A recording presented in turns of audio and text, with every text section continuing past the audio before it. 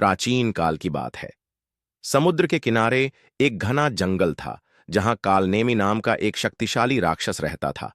वह अत्यंत बलवान और मायावी था, लेकिन उसके हृदय में अहंकार और क्रोध भरा हुआ था। उसे देवताओं और भक्तों से विशेष द्वेष था। वह सोचता था कि संसार में उससे अधिक शक्तिशाली कोई नहीं। उसी समय त्रेता युग में भगवान श्री राम, माता सीता और लक्ष्मण के साथ वनवास कर रहे थे। लंका में सीता माता के हरण के बाद श्री राम की सहायता के लिए हनुमान जी ने अद्भुत पराक्रम दिखाया। यह बात कालनेमी को नागवार गुजरी। उसने निश्चय किया कि वह हनुमान जी को रोककर उनकी शक्ति को चुनौती देगा। कालनेमी ने मायावी साधु का रूप धारण किया और एक पहाड़ी पर ध्यान करने लगा।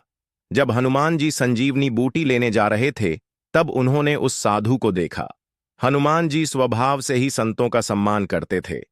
वे साधु के पास गए और विनम्रता से प्रणाम किया।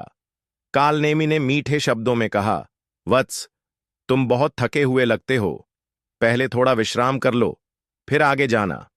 हनुमान जी मुस्कुराए, लेकिन उनके अंतर्ज्ञान ने उन्हें सावधान किया। उन्होंने अपनी दिव्य दृष्टि से देखा कि यह साधु नहीं, बल्कि एक कपटी राक्षस है। फिर भी उन्होंने उसकी परीक्षा लेने का निश्चय किया। हनुमान जी बोले, हे साधु, यदि आप सच्चे हैं तो मुझे आशीर्वाद दीजिए कि मेरा कार्य सफल हो। कालनेमी ने जैसे ही आशीर्वाद देने के लिए हाथ उठाया, हनुमान जी ने तुरंत अपना विराट रूप धारण कर लिया। उनके तेज से आकाश गूंज उठा।